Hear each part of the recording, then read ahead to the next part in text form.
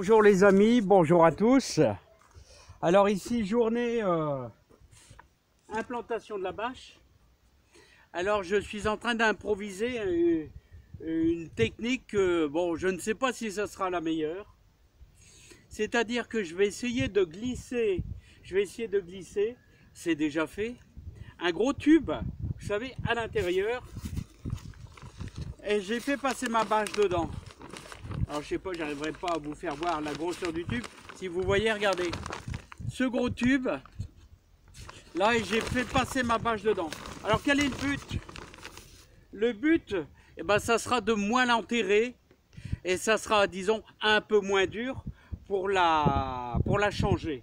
Voilà. Hein. Et le fait du poids du tube, on va placer un peu moins de terre dessus. Hein. Mais bon, le côté vent, je veux dire le côté ouest, c'est-à-dire ce côté par là, je pense que très certainement, ça n'aura aucune incidence sur ce vent. Hein. C'est-à-dire, je veux dire, je pense pas qu'elle va s'arracher, je pense pas qu'elle sera blessée fortement, parce que bon, depuis plusieurs années j'utilise ce modèle là, c'est du 180 microns et donc c'est un prix moyen, c'est le genre de bâche qui résiste à peu près 3 ans. Je pense que ça sera sa dernière année, son dernier été, parce que bon, bah, elle a quasiment ses 3 ans et elle commence à être un petit peu blessée, sachant qu'ici elle est exposée vraiment plein vent. Hein. Alors la technique c'est simple.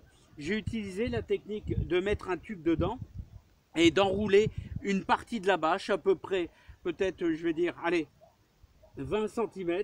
Et j'y ai passé un petit fil de cuivre de 1,5 carré qui est tous les 2 mètres. Je pense que vous ne pouvez pas,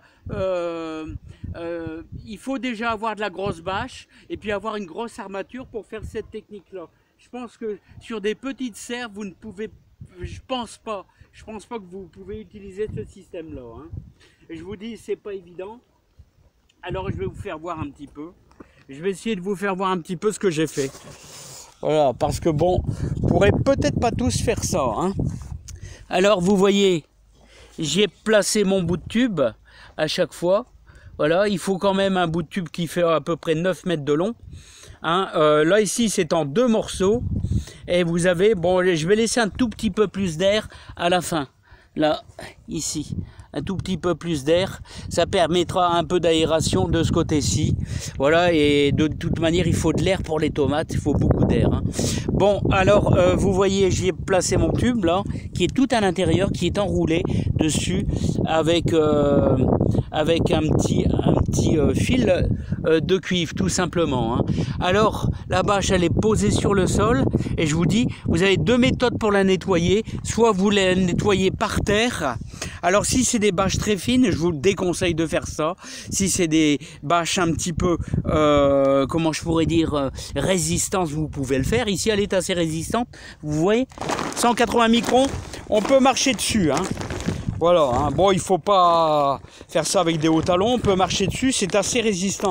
Mais vous voyez, c'est une bâche qui a déjà bien travaillé et qui a déjà bien souffert. Et je pense que c'est sa dernière année. Hein. L'idéal, ça serait d'avoir des boudins, des gros boudins ici pour placer ici, à tous les 3 mètres, de placer un bon boudin. Ça vous donnera un petit peu de choses très intéressantes pour éviter un peu les impacts sur vos bouts de tube. Hein. Voilà, donc écoutez, moi je vais rabattre. Je sais pas si je le ferai aujourd'hui. Je vais tout au moins essayer de la nettoyer un petit peu. Hein. Et là, j'ai encore une fois un vent de nord qui est assez fort. Hein. Par contre, de ce côté-ci, là, ce qu'on fera, c'est-à-dire de ce côté-ci, il faudra impérativement, bien sûr, la faire venir comme ça et la remonter et on rabattra la terre dessus. Hein. Là. Et l'objectif, plus tard, ça sera justement d'enlever ce côté-ci de terre et de la soulever et ainsi de la placer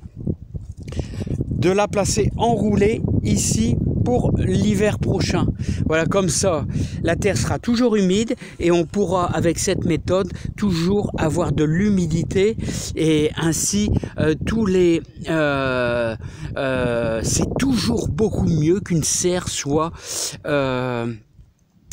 à l'air libre et surtout dégagée, qui puisse pleuvoir, neiger à l'intérieur pour enrichir la terre. Hein. Comme la neige, je vous l'ai déjà dit, la neige apporte plein de bonnes choses, c'est-à-dire la neige apporte de l'azote et c'est relativement utile de débâcher. Il faut débâcher si vous voulez conserver le maximum de rendement au niveau de votre serre, autrement dit de votre terre.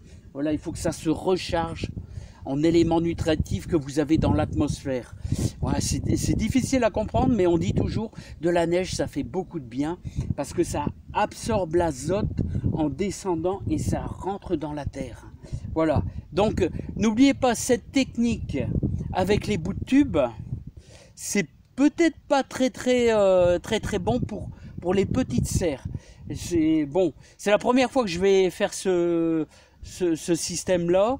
On verra bien, c'est une vieille bâche. Voilà, je peux me permettre si jamais, mais logiquement ça craquera pas parce que la tension se fait partout sur toute la longueur du tube et pas sur les fixations. Et croyez-moi, je vais quand même rabattre un petit peu de terre. Je vais rabattre quand même un peu de terre. Ça va pas soulever la bâche. Hein. Voilà les amis. Hein. Donc maintenant, il n'y a plus qu'à soulever. Mais voilà, j'ai un beau vent de nord et c'est peut-être pas le moment de le faire. Parce que le nord, il est dans mon dos. Alors si je vais soulever, ça va pas le faire, je pense les amis. Allez, à bientôt. J'espère que vous avez compris. Voilà. Ce bout de tube qui va pratiquement tout du long et qui est assez lourd, hein, c'est du gros métal. Voilà, à bientôt les amis. Bon, c'est déjà un vieux coucou, hein, elle a plus de 40 ans. Hein.